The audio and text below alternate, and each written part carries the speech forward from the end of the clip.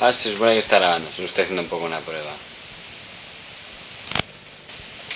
Mira, voy a dar un apagado. Primero pruebas, ¿Cuál sería el ambiente que había en la sociedad española en ese 1930 con la dictadura blanda? Sí, efectivamente era un momento en que había una separación muy grande de ideologías. Estaban pues los monárquicos que defendían lo conservador, lo que estaba ahí presente, y luego la gente que avanzaba en el sentido de república. Era un afán de libertad mal entendida, porque la libertad, si no tiene un para qué, pues no tiene sentido. Y era una libertad por libertad. ¿Contra la monarquía? Contra la monarquía, indudablemente, contra el poder constituido. Querían darle una cosa definitiva a la idea de la república. El electoral fue muy impresionante, porque la gente sabía que se estaba decidiendo el porvenir de España, y en ese porvenir estaba república y estaba monarquía. Entonces, claro, verdaderamente, y en ese momento yo creo que fue el rey Alfonso XIII que muy caballerosamente, tenemos que decirlo, y con mucho amor patrio, prefirió dejar la corona antes que se vertiera sangre en España. Y eso lo dice en un manifiesto que salió en el ABC. El ABC publicó el manifiesto, que decía algo así, recuerdo algunas palabras, no es exacto, pero dice eso, que las elecciones celebradas el domingo me revelan claramente que no tengo hoy el amor de mi pueblo. Mi conciencia dice que este desvío no será definitivo, porque procuré siempre servir a España, puesto en ello hasta lo más íntimo de mis coyunturas. Soy el rey de los españoles y también un español. Hallaría medios sobrados para mantener mis regias prerrogativas en eficaz forcejeo para quienes las combatan, pero resueltamente no quiero, quiero evitar que haya una lucha de compatriotas en fratricida guerra civil. No renuncio a ninguno de mis derechos, porque más que míos son cúmulo acumulado por la historia, de cuya custodia han de pedirme un día cuenta generosa. Espero conocer la auténtica y adecuada expresión de los españoles, y mientras habla la nación, suspendo deliberadamente el ejercicio del poder real. Eso lo dijo pues la víspera de salir para Francia, para instalarse en Fontainebleau. No, él sabía que tenía muchos españoles que eran suyos, pero él veía la aglomeración de cambio que había de republicanos, aunque de hecho España seguía siendo monárquica.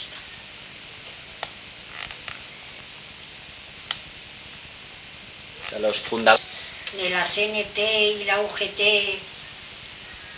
la FAI, todas aquellas organizaciones que se crearon en contra de la monarquía, de la estabilidad monárquica. Ahora no se llamaba así, yo creo.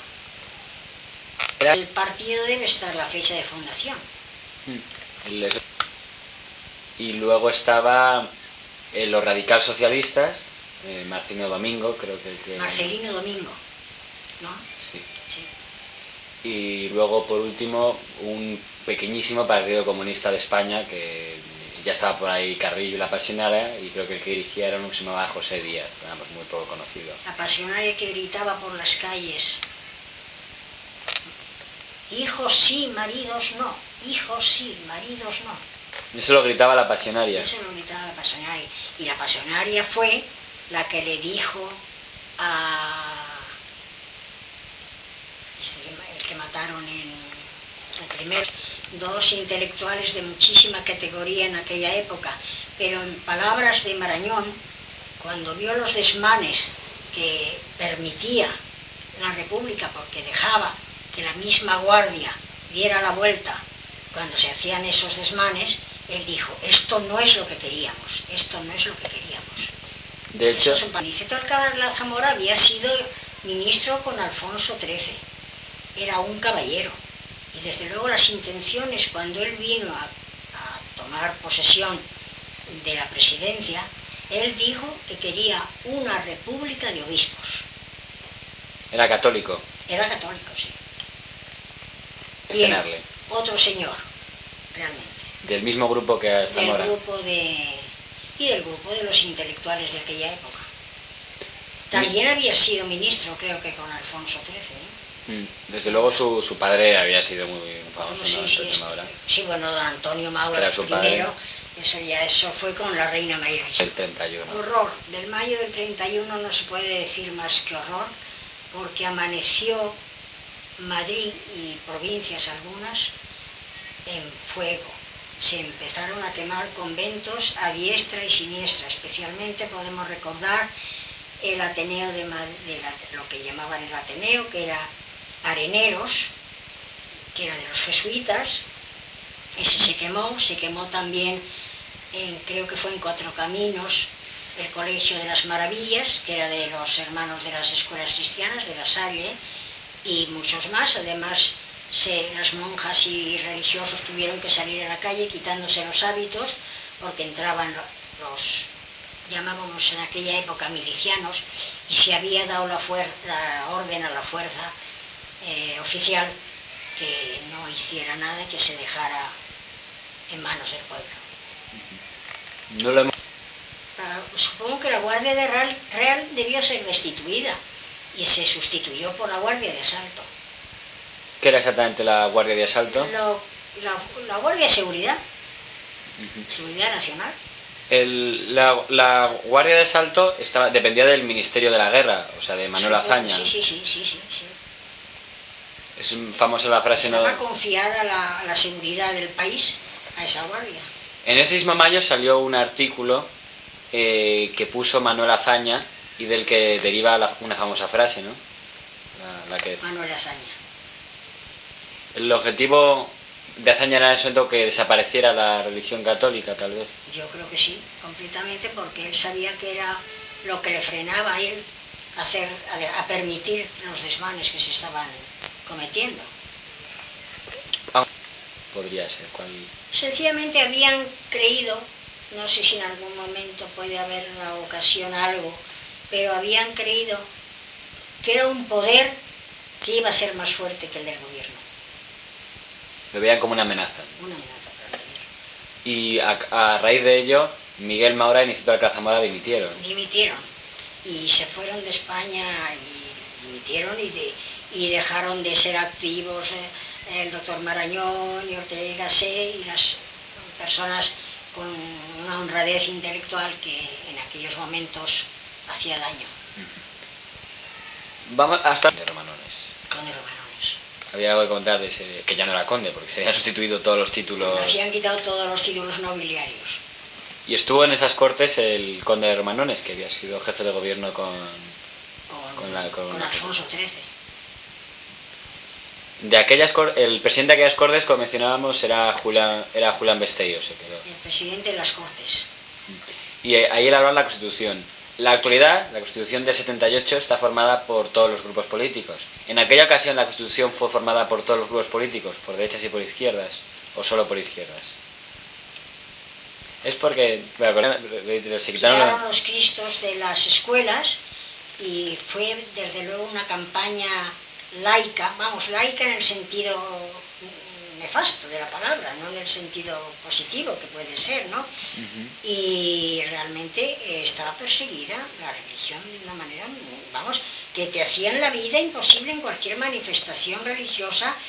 No había procesiones, no había manifestaciones religiosas externas, y cuando se dijo aquello de que se quitaran fuera los cristos, entonces hubo una campaña de las mujeres españolas colgándose cristos del pecho, cristos grandes, crucifijos, con una cinta, diciendo, ¿queréis los crucifijos fuera? Pues aquí estamos con los crucifijos fuera. ¿Hubo alguna contestación del gobierno a aquella campaña? Nada. No se atrevió. Nada. Fue famosa... Nada, no recuerdo, pero tuvo que haberla porque el cardenal Segura se enfrentó muy claramente. ¿Qué? Al cardenal Segura se le expulsó de España, sí. Eso quien nos podría decir mucho es su sobrina, Teresa Segura, que vive bajo la protección del cardenal Segura en su palacio. Y ella ha vivido toda esa época muy pues a ver si puedes. Casas viejas, sí. He oído hablar de casas viejas, pero no te podría hablar en detalle porque lo tengo más como conocimiento de... Fue un levantamiento anarquista que fue aplastado por el gobierno Azaña. Dicen que es muy famosa la frase de Manuel Azaña. No sé si recuerdas, la de ni heridos... Ah, sí, esa frase sí. Sí, ni heridos ni prisioneros. Eso quería decir que... todos muertos. Las españolas, la primera que se distinguió fue Cataluña. El mismo tren. El partido religioso tan fuerte que tenían los vascos. Quizá fuera eso lo que al principio impediría el mantenerse más reservados. Yo lo digo más... Claro, los requetés, los famosos requetés, que decían, mi abuelo Carlos, yo Carlos y mi hijo Carlos. Eso era muy de ellos, que se mantenían muy en esa línea. Y de hecho, en la guerra civil, las brigadas navarras tomaron parte en favor del movimiento nacional. Exactamente. Así fue. Proclamó la República Catalana este servicio. Pero luego no se hizo. Ahí, ¿a qué tipo de acuerdo llegaron Maciá y el gobierno? ¿A qué tipo de no acuerdo? Mejor, de no acuerdo. Porque al final hubo autonomía y fue Maciá el presidente de la autonomía, ¿no? Sí, se mantuvo, pero muy poco tiempo, ¿eh? Maciá era de izquierdas. Sí. Era republicano. Que falleció muy poco, falleció en 32 y ya le sustituyó Lluís Companys. Companys era. Creo que Companys, sí. Companys, sí. Volviendo a... Se habla de una renovación agraria, pero yo no la conozco. Claro, porque... Con Gil Robles. Esos eran renovación española. El origen de ellos era renovación española. Renovación española eran los monarcas. Alcalá Zamora, yo creo que cuando tomó el cariz que tomó la República de tendencia comunista, Niceto Alcalá Zamora se retiró. Prácticamente le echaba, se había lavado las manos. Sí. Fue un poco Pilatos. Fue un poco Pilatos. Hay dos personas un poco de... Bueno, Calvo Sotelo era todo un caballero. Murió precisamente por ser todo lo caballero cristiano que quería ser. ¿Y Gil Robles? Gil Robles también era católico y era cristiano, pero era menos atrevido a demostrar su fe. Por el lado... Nefasto. No quiero usar otra palabra. ¿Había algo así que destacar de la forma política que tenía Largo Caballero, que llamaban el Lenin español? Pues el seguimiento a Rusia. Seguimiento a... O sea, ¿usted cree que al contrario que Pablo Iglesias, Largo Caballero sí era más bien partidario de ser Yo creo que sí. afín a Moscú, por decirlo de alguna forma? Por consiguiente, más cercano al Partido Comunista de España, que en ese momento era prácticamente una embajada. Efectivamente. Entonces, ¿cómo es posible que una república tan de izquierdas que todo el mundo había apoyado en el 31, en 2 años, en el 33, ganara la CEDA las elecciones? Bueno, por los desaciertos constantes que tenía. Y además el pueblo español es un pueblo con cierto arraigo cristiano, con un arraigo cristiano. Sobre todo en aquella época. Y claro, la reacción fue muy fuerte, muy positiva. La pregunta es, si ganó las elecciones, ¿por qué acabó Lerroux de jefe de gobierno? Bueno, en primer lugar, era republicano pero no era de izquierdas. Era un republicano conservador. Más que de derechas te diría yo, un republicano conservador. Quería una república como la quiso en un principio Niceto Alcalá Zamora. Podríamos... Yo para mí que sí. Durante... completamente. Señora. La reforma agraria. De lo que hizo Lerroux. En el mes de octubre fue la Revolución de Asturias. Fueron los mineros ¿En qué consistía esa revolución de Asturias? Bueno, en una huelga activa y una constante repercusión en toda la vida de Asturias. En algunas fotografías, sí. Entonces, Y la sofocó.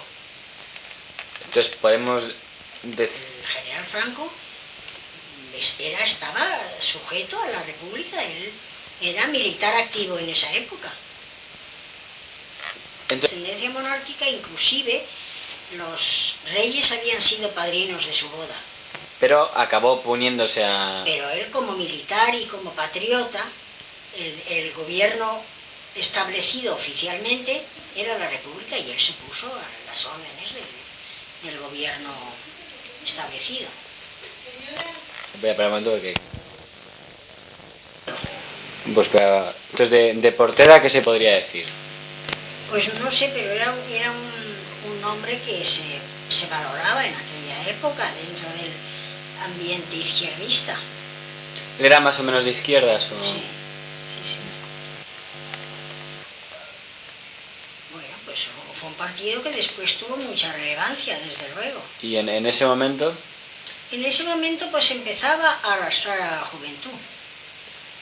José... Hijo del general Primo de Rivera, de don Miguel Primo de Rivera, el que había sido el que había tenido La dictadura. la dictadura militar. Nada que ver.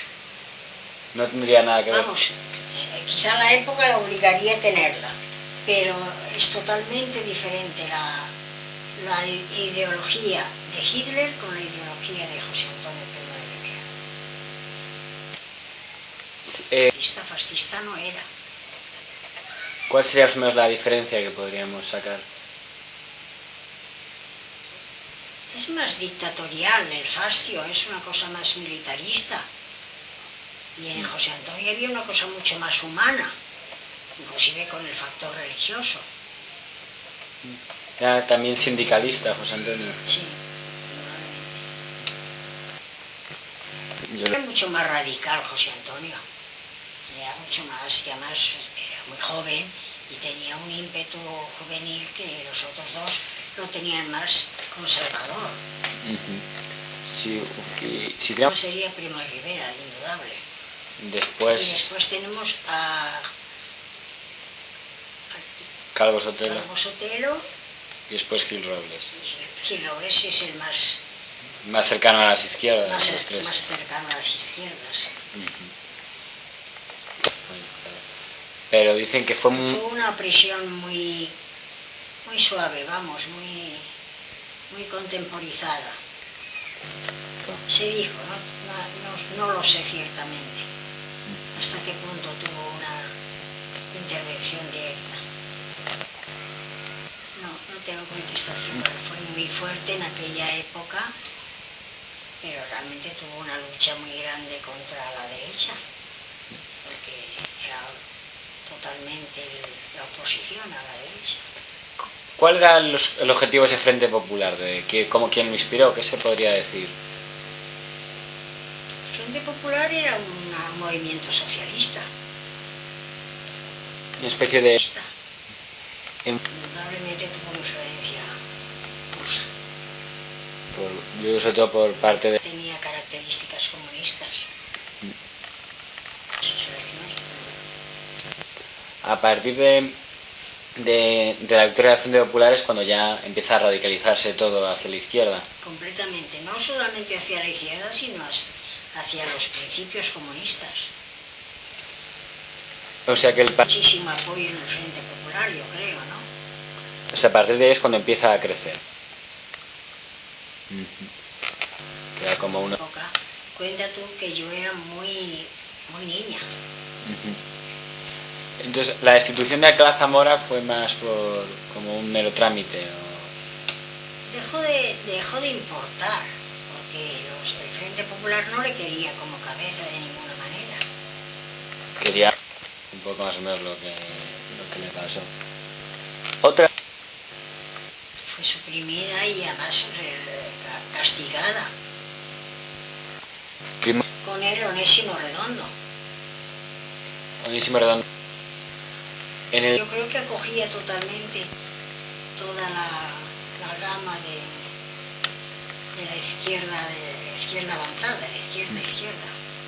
Muchísima violencia en las calles, había huelgas, había detenciones, en las casas inclusive. Pero yo no recuerdo. Siempre en su actuación Calvo Sotelo. Y eso le causó el que después, más tarde, lo asesinaran. Creo que sí. Porque la Pasionaria, después de su discurso, es cuando le dijo: señoría, acaba usted de pronunciar su último discurso. Esas fueron palabras de la Pasionaria. Y contaron en la casa de Calvo Sotelo, que creo que era Príncipe de Vergara, recuerdo, me parece que era Príncipe de Vergara, se presentó un carro de asalto, de guardias de asalto. Hay quien dice que no eran de verdad guardias de asalto, sino disfrazados de guardias de asalto, pero la versión más verdad, vamos, lo que se considera como más verídica, es que eran guardias de asalto. Se le dijo que iba a hacer nada más que una declaración, pero ya nada más entrar en el coche de los guardias de asalto se le colocó la americana al revés para que él no tuviera acción ninguna, sus brazos quedaran completamente sujetos. Y de ahí ya lo llevaron para asesinar al cementerio. Eso fue el 13 de julio. Y se le encontró algunos actos, yo no sé, alguien estaba después en el entierro, ahí debe haber una historia que realmente no la recuerdo perfectamente, en recuerdo y en conmemoración y en defensa contra el asesinato. Eso ya cuentan que es que para el 1 de agosto se preparaba ya en España un movimiento, una revolución completamente comunista, y que se adelantó esto para llenar el campo con ella. No lo sé.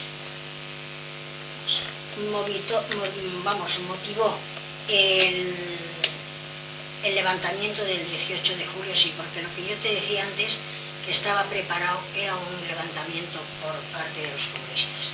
Y antes que se adelantaran los comunistas, prefirió el ejército ser el que se adelantara para... Claro, sí, estarían totalmente en desacuerdo. O sea, casi estorbaba.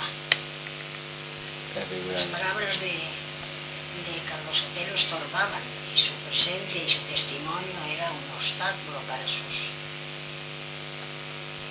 activistas. Ya en la ley de Mendizábal estaban ya fuera los jesuitas. O sea, al empezar la República ya no estaban. Sí. Ahora, después de la quema, no sé qué relación tiene de época con la quema de los conventos, porque en la quema de los conventos debían estar los jesuitas todavía, pero la desamortización de Mendizábal fue muy anterior. Él era en ese momento ya director del ABC. Sí. Ese también estaba muy perseguido por el gobierno de Ciudad. Era también este gran hispanista. Recuerdo también aquello de este militar, que ese se atribuye al otro bando. O sea, de julio al 17 de julio, que se levantó ya en las islas, cuando ya Franco fletó el avión. Obviamente, en la época de General Sanjurjo hubo también un intento de levantamiento, pero ese sofoco no llegó a tener éxito. ¿Y Sanjurjo fue detenido o deportado? No sé. Juntos. Y aún así sí se pudo... Tendría que hacer memoria. Valencia no triunfó en Cataluña. Yo sé que enseguida fue nacional, ¿Quién estaba al mando de los al nacionales? principio. Era el Mola, ¿no? Estaba con el Mola, pero Franco en un principio siempre, ¿eh? Un sabotaje. Eso se queda ahí en el misterio. De las... Que efectivamente murió en 2 accidentes. Sí.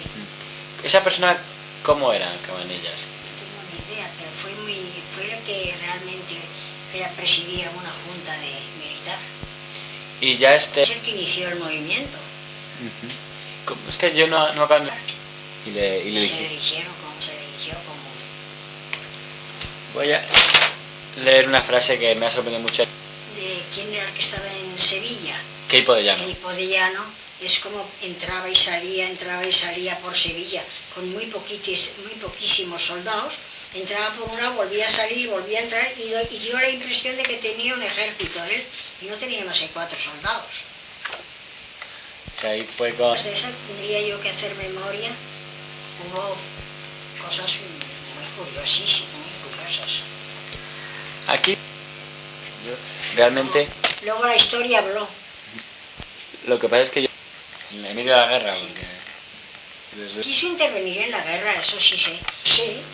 Lo sé directamente por María Luisa Dávila, que me lo ha contado ella misma, cómo se presentó don Burgos, vestido de mono, en casa del general Dávila, en el domicilio. Estaba su hija, María Luisa, estaba con los quehaceres de la casa. Y él no se presentó como don Juan de Borbón, se presentó como un voluntario. Y entonces María Luisa le indicó que fuera a Capitanía General, que estaba su padre, general Dávila, y entonces le convencieron que su vida era muy preciosa para que se perdiera en el campo de batalla. Y yo no sé si vivía don Gonzalo, pero don Jaime, que sí vivía, como era sordomudo, no era apto para gobernar, para reinar. No sé qué año nació. Comentarios hay sobre eso y es natural que los haya. Ahora, la razón oficial que se dio fue esa. Porque ya don Juan estaba demasiado vinculado con la monarquía que había acabado, y se prefería una cosa nueva, que no trajera viejas rencillas. Ahora, hablando del general Dávila, sí te podía decir, como en homenaje a esta persona, de su honestidad, que cuando se murió el general Dávila, que murió en la calle, aquí en la avenida de los Toreros, en un piso muy modesto, fue el general Franco, fue Franco a visitar cuando estaba ya muerto allí, y dice que al entrar no pudo por menos de decir, pero así vivía el general Dávila, hablando de lo modestamente que vivía. Desaparecido, con la guerra desapareció la seda. Y en cambio, y luego más tarde, se convirtió en movimiento... Falange Española Tradicionalista de los Fonsis. Y luego el movimiento nacional.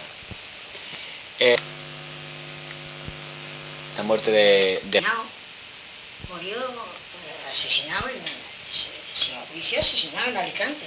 Se le hizo un juicio militar, más o menos, que no sé si llegó a ser juicio, y murió asesinado en Alicante, me parece que fue cuando murió José Antonio.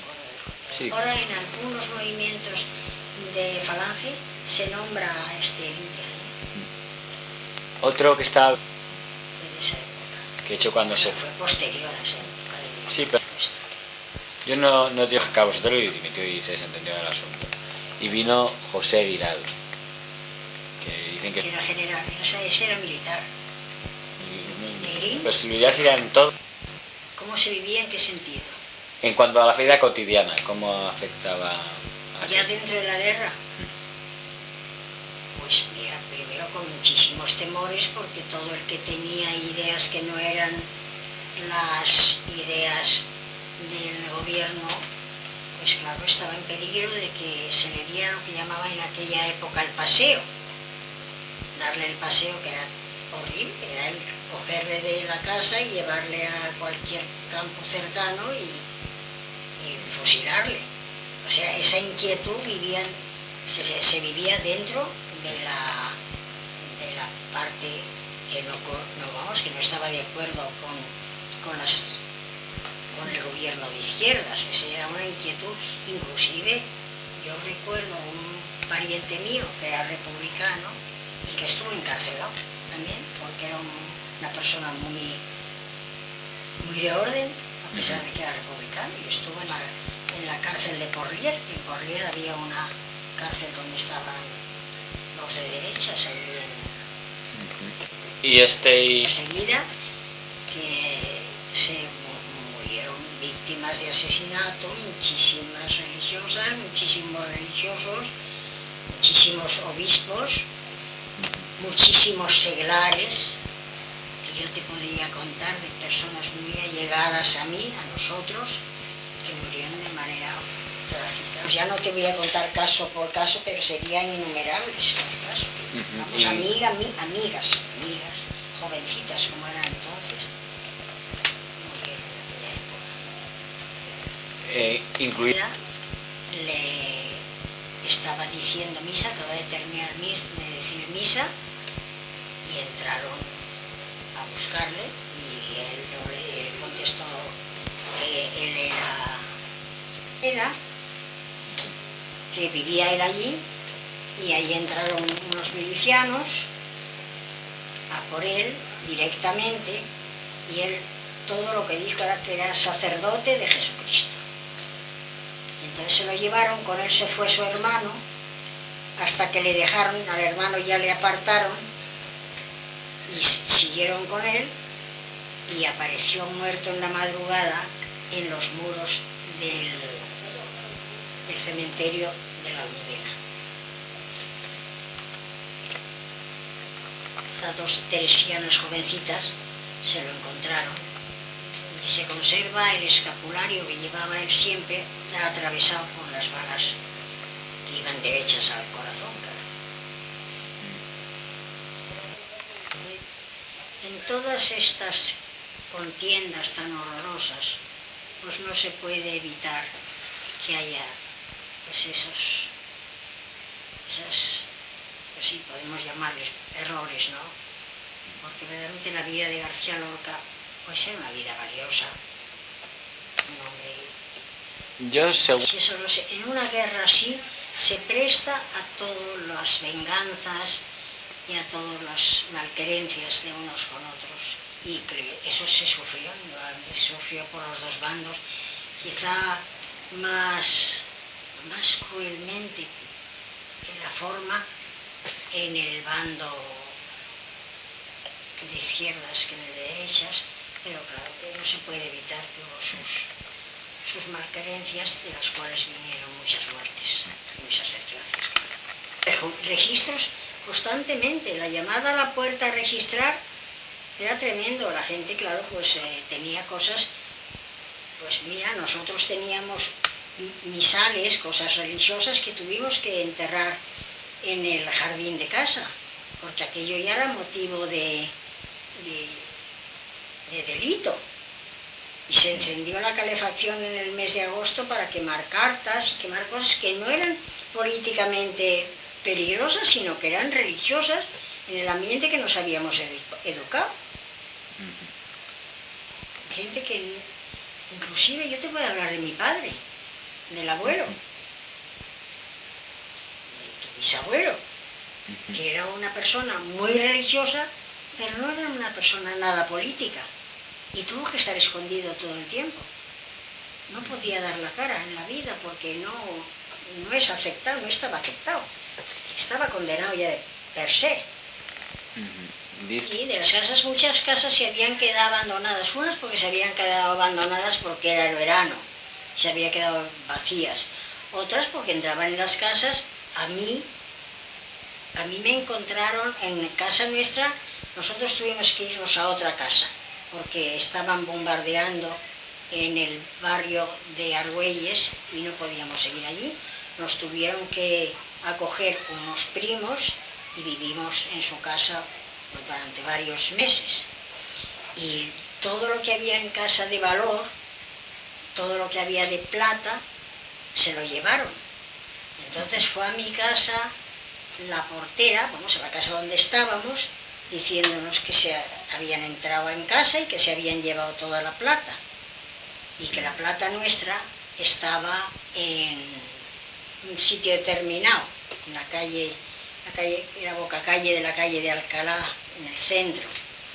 Y que habían dejado una nota que si queríamos reclamarla, que fuéramos a ese sitio, que era una checa. Yo, inconsciente, porque tendría que entonces 14 o 15 años, no sé los que tenía, pues me fui a aquel sitio y comprobé que en un tapete que cubría una mesa camilla de casa, allí estaban todas las cosas de plata de mi casa. Y cuando yo dije, sí, yo aquello sí lo reconocía como nuestro, si nos lo podíamos llevar, me dijeron que fuera mi padre a buscarlo. Por lo cual no podía ser. Y entre las cosas que había, que estaba prohibido tener, era oro. Había obligación, por motivos de guerra, de entregar todo el oro que tuviéramos. Y apareció una pulsera de oro, que no era de oro, dorada, que ponía detrás la marca de la fábrica, se llamaba Coro. Una pulsera que era mía y era una pulsera que era completamente de bisutería.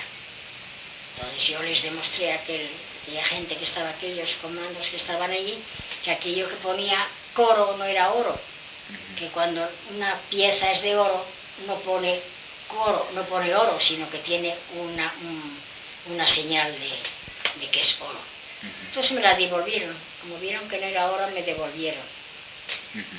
Y me dijeron eso, que fuera mi padre a recoger la plata, lo cual no fuimos a recogerla, nos quedamos sin ella. Eso es en el caso de mi casa, pero eso se hizo en multiplísimas casas de Madrid. Dice que todo el dinero de España, del Banco de España, fue a Rusia. La Plaza de Toledo tiene una historia especial, ¿no? Que es cuando detuvieron al hijo del general Moscardó y le dijeron, si usted rinde el Alcázar, dejamos libre y no se le mata a su hijo. Y entonces le dijo el general Moscardó, le dijo al comando aquel que lo denunciaba por teléfono, que podían hacer lo que quisieran con su hijo porque el Alcázar no se rendiría. Y entonces le dijeron, le vamos a poner a usted al teléfono a su hijo. Y el hijo le dijo, papá, es que me van a matar. Dice, pues muere como un pariente. Eso vamos, son historias. Haber oído ese nombre, Vicente Rojo. Sí. En otoño del 36, ¿no? Un amigo muy llamativo es el cinturón que se hizo a Bilbao. Hasta tomar Bilbao costó mucho, porque se hizo el famoso. Las brigadas internacionales entraron en Madrid, se desfilaron en Madrid. Eso desde luego. Luego, me llama la atención porque yo cuando miré la prensa el día de la... Ahora, que él quisiera reconocer que lo sabía o no lo sé. Pero... Es que cuando leí la prensa del bombardeo de Guernica, el ABC de Burgos, el ABC de Madrid, el ABC republicano, decía que es una infamia ordenada por el general Francisco Franco para bombardear Guernica. Y el ABC de Burgos, el ABC auténtico, decía que habían sido los propios comunistas los que la habían bombardeado. Aunque luego se comprobó que fueron los nazis, eso podía probar que en ese momento los nazis no sabían quiénes eran, solo vieron que se habían rodeado la ciudad y por eso pensaban inicialmente que habían sido los... Pero ya que he sacado el tema, eso de la división de ABC fue peculiar, ¿no? Que sería un ABC... Era muy curioso. Hacía el servicio de gobierno, entonces un ABC ponía en la portada ABC al servicio de la República de Izquierdas. No me acuerdo, fíjate, pero desde luego el formato era... Sigue siendo así. El otro así episodio épico que se puede contar es lo que se llama el enfrentamiento entre anarquistas, comunistas y trotskistas. O sea, dicen que dentro del propio bando republicano empezaron a pelearse entre ellos, y sobre todo en Cataluña. No distintos movimientos de izquierdas, eso desde luego. Cualquiera que verdaderamente estaba mucho más organizado el ejército nacional, y bueno, como cristiana y católica te digo que Dios les tenía que ayudar, nuestro Señor, porque si no hubiéramos pasado a ser un satélite de Rusia. Del movimiento. Naturalmente, hay un libro donde te dice los asesinatos, que se llama, no recuerdo el nombre, y es el número de obispos, solamente de obispos que murieron, es tremendo. En el que murió, precisamente te contaban esta mañana, en el hundimiento del Baleares murió el hijo del charlista famoso, ¿cómo se llamaba este charlista famoso? Cabeza falla. Él murió en el Baleares, sí. No se supo más de su cuerpo porque se hundió con el barco. El hijo de García Sanchís. El hijo que era un charlista muy famoso. Una persona muy relevante en la literatura original, porque él se llamaba así, no eran discursos, eran charlas. Y se quedó como charlista. Fue famosísima. Y el cinturón de Bilbao también tuvo muchísima importancia. ¿Cuándo? En que están los que van a atacar a esa ciudad, los tienes a 1 kilómetro del centro de Madrid. No es 1 kilómetro, pero sí a 5 kilómetros. Desapareció el gobierno de Madrid. Hazaña y... No sé si fue a México o a Rusia. En México se formó un gobierno republicano. Recién salido el gobierno de aquí, se formó un gobierno en México. El gobierno en el... Ya ya dentro de los subterráneos de Madrid, ya estaban todos los de derechas, estaban cogidos todos los subterráneos. Eso ya anteriormente se preparaba, ya estaba. Yo recuerdo la mañana del día 18 de julio, ya salir por la mañana y ya en todas las ventanas, en los balcones había sábanas blancas de rendición. Inclusive pasaban coches, vehículos con banderas blancas. Y hubo, como me decías antes... La revolución es ya de derechas, que ya estaba, que es la que se mantuvo para la entrada de los nacionales, que entraron por la calle Mayor. Besteiro, Besteiro murió de muerte natural y además se le ha respetado mucho a Besteiro. Besteiro murió... De la radio. ¿Cómo fue? Pues la entrega de la radio estaban dando noticias, pues ya más, estas noticias eran pues dando órdenes a la gente de que tuvieran comportarse unos y otros, porque estaba próxima la entrada del ejército. Y bueno, estaban dando noticias y noticias. Y entonces Besteiro en un momento determinado dijo, bueno, y aquí están estos, así los llamó, y aquí están estos. Y inmediatamente empezaron a tocar himnos de Falange por la radio. Y llegó ya... Entraron al mediodía, me parece. Entraron por la Puerta del Sol. Y fue un momento muy impresionante, verdaderamente. Inclusive te subías... Yo salí de casa y cogí un metro.